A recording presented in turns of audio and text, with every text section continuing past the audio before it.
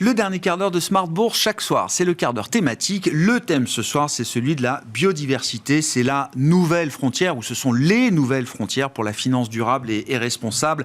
Après des années à travailler sur le climat et la lutte contre le réchauffement climatique, le champ s'élargit à celui de la biodiversité. Et nous en parlons avec les équipes d'Uzès Gestion et l'un des gérants d'Uzès Gestion qui est à mes côtés en plateau, Arnaud Morvillez. Bonsoir Arnaud. Bonsoir Grégoire. Merci beaucoup d'être là. Il y a évidemment un lien très direct entre le climat, la lutte contre le réchauffement climatique et la préservation de la biodiversité. Mais c'est vrai que ce thème d'investissement semble quand même plus large, peut-être plus complexe également à appréhender. Comment est-ce que vous avez travaillé sur cette thématique, puisque vous venez de lancer chez Uzès Gestion une stratégie ces dernières semaines sur ce thème de la biodiversité précisément, Arnaud?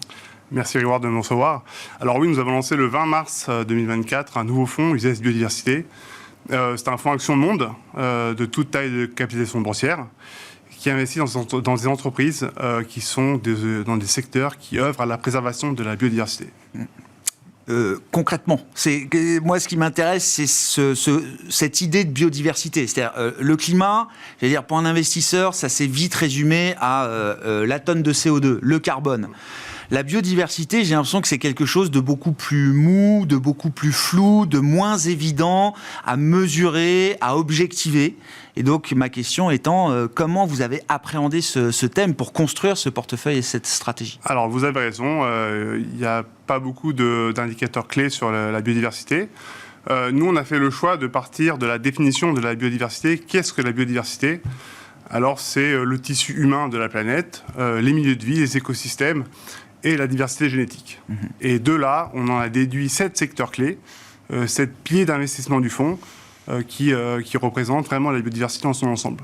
Ouais. Qui sont? Alors, ces piliers, évidemment, donc on est passé sur l'eau, la forêt, l'agriculture raisonnée, pour tout ce qui est le milieu rural, et les milieux urbains. Ça, ce sont 4 piliers qui reprennent les milieux de vie que l'on connaît sur Terre. Ouais. On a un pilier, évidemment, sur la transition énergétique et la décarbonation de l'économie, un pilier majeur du fonds. Et qui est une clé pour la préservation de la biodiversité. Il n'y a pas de doute, évidemment, là-dessus. Très forte entre l'urgence climatique et la perte de la biodiversité. On a également un secteur, évidemment, sur la santé humaine, santé animale, préservation des espèces, donc c'est important de ce secteur-là. Et enfin, on a un 7e secteur sur la consommation raisonnée, comment mieux consommer. Voilà, on a tout un écosystème d'entreprises qui viennent en bourse dans ce secteur-là, et c'est évidemment un des 7 piliers du fonds. Ouais. Comment on travaille ce thème, sachant effectivement, vous l'avez dit vous-même, qu'on n'a pas encore tous les indicateurs objectivés, notamment pour mesurer l'impact ou pour mesurer les efforts des entreprises qui sont faites pour la préservation de la biodiversité. Est-ce que, j'allais dire, c'est compliqué justement de mettre en place une stratégie comme ça en l'absence d'indicateurs? Est-ce que ça peut justifier qu'on voit ce thème arriver, mais peut-être de manière parcellaire aujourd'hui? C'est pas encore une grande vague de fonds. Est-ce qu'il y a des raisons d'y aller dès maintenant? Alors, il y a énormément de raisons d'y aller dès maintenant. Ouais. Effectivement, vous avez raison, on n'a pas ce qu'on appelle des KPI précis sur la biodiversité aujourd'hui. Ça se met en place. On a plusieurs réglementations européennes qui arrivent, notamment CSRD, qui va imposer aux entreprises de discloser plusieurs éléments à ce sujet. Donc voilà, ça se met en place doucement, mais c'est important d'y aller dès maintenant. Ouais. Pourquoi? Pour plusieurs raisons. Ouais. On est sur une prise de conscience collective de l'urgence climatique, de la perte de la biodiversité, de l'impact sur la planète. On sait que c'est un régulateur de l'environnement au sens large. Ça a un impact sur les hommes. Probablement, selon Uzès Gestion, déclencheur d'une crise systémique, cette perte de la biodiversité. On sait aujourd'hui que les enjeux financiers de supporter cette perte de la biodiversité seront bien plus importants que les investissements nécessaires à sa préservation, ce qui fait qu'aujourd'hui, il y a une prise de conscience collective au niveau des hommes, des humains, et évidemment des hommes politiques également, et des politiques qui se mettent en place. Ouais. Et c'est important qu'il y ait ce fléchage des policymakers, des décideurs politiques sur ces sujets-là pour des investisseurs privés, pour de l'argent privé. Oui, c'est important. L'ONU a donné un objectif de décarbonation du monde, enfin pas de décarbonation, mais de net carbone zéro à 2050. Ouais. Les études montrent qu'il faut environ 5 milliards d'investissements en 2030 si on veut arriver à zéro en 2050. Aujourd'hui, on a 1,7 milliard. Ça veut dire qu'il faut tripler ces investissements d'ici 2030 pour avoir une chance d'atteindre ce net zéro en 2050. Donc, évidemment qu'il y aura un fléchage énorme de l'investissement sur ces thématiques durables. Ouais. Et vous êtes convaincu, tout comme on l'a démontré sur le risque climatique, une entreprise qui n'est pas attentive, qui ne fait pas attention et qui ne fait pas les efforts nécessaires pour limiter son empreinte carbone, la même règle s'appliquera pour une entreprise qui ne fera pas suffisamment pour préserver, j'allais dire, la nature autour d'elle, pour résumer les choses. On est persuadé. Il y aura des actifs échoués, il y aura cette même logique pour les entreprises et les investisseurs. C'est encore un peu tôt pour le dire, mais probablement que il y aura des métriques qui seront suivies par tout le monde et qui seront évidemment très importantes à suivre. La demande, elle vient d'où, là, aujourd'hui, pour cette stratégie que vous avez lancée fin mars, comme vous disiez, Arnaud? Alors, l'offre peut générer la demande, bien sûr, mais c'est bien sûr, on l'espère, mais la demande que vous recevez aujourd'hui pour ce thème de biodiversité, c'est une demande qui est sous-jacente, qui est latente, qui est exprimée directement donc chez Usage et par quel type de clientèle? Chez Usage Gestion, donc on a une politique RSE qui est de plus en plus importante. C'est un fonds qui est né après Usage Sport, qui était également un fonds ISR, après d'autres labellisations qu'on a eues dans le passé. Donc oui, article 9, j'imagine, de ce point de vue-là, il n'y a pas de doute. Et label Greenfin dès le début, exactement. Plus strict sous certains aspects qu'un label ISR, par exemple. Plus strict sur la durabilité. Sur la durabilité, oui.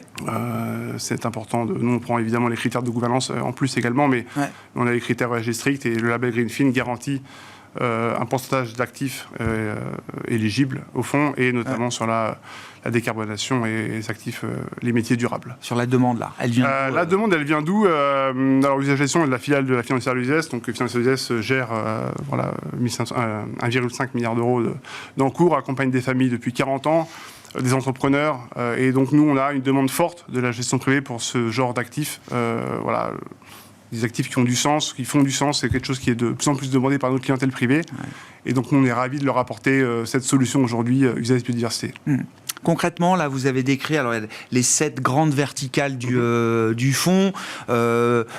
Est-ce qu'il y a une position ou des positions emblématiques là, qui permettent justement de comprendre comment est-ce qu'on peut apporter de l'impact positif sur la nature, sur la biodiversité à travers l'investissement dans des entreprises, Arnaud? Alors, sur les 7 thématiques que j'ai mentionnées, évidemment, il y en a qui sont plus importantes que d'autres, certaines plus matures que d'autres, certaines comportent des entreprises, un plus grand nombre d'entreprises au sein de ces 7 piliers.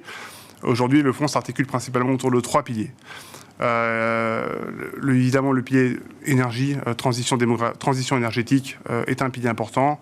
On retrouve des entreprises dans les renouvelables. Voilà, je pense à Neoen, qui est un investissement important du fonds, sur lequel nous, on est assez convaincus du modèle et du futur de Neoen.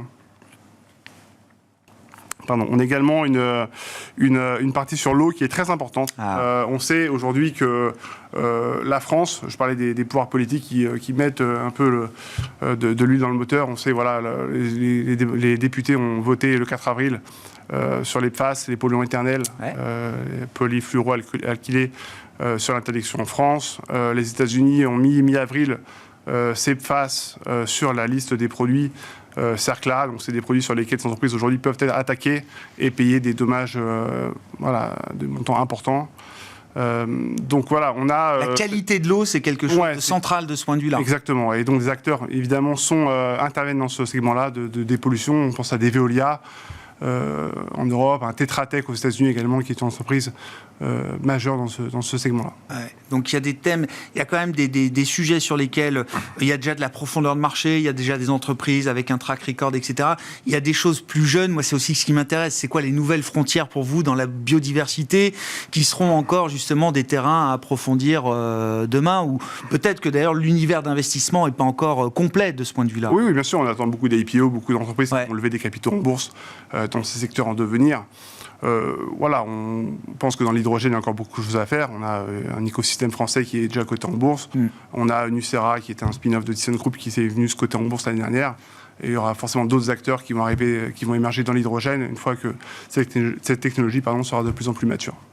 Merci beaucoup Arnaud. Merci d'être venu parler de ce fonds, de cette stratégie autour de la biodiversité qui a été lancée fin mars chez Uzès Gestion, Uzès Biodiversité, et de ce thème en général et de ces nouvelles frontières, effectivement, après les années de travail sur le climat et la lutte contre le réchauffement climatique. Voilà, c'est le champ de la biodiversité désormais qui est ouvert pour les investisseurs. Arnaud Morvilès qui était avec nous en plateau, gérant de la stratégie biodiversité chez Uzès Gestion.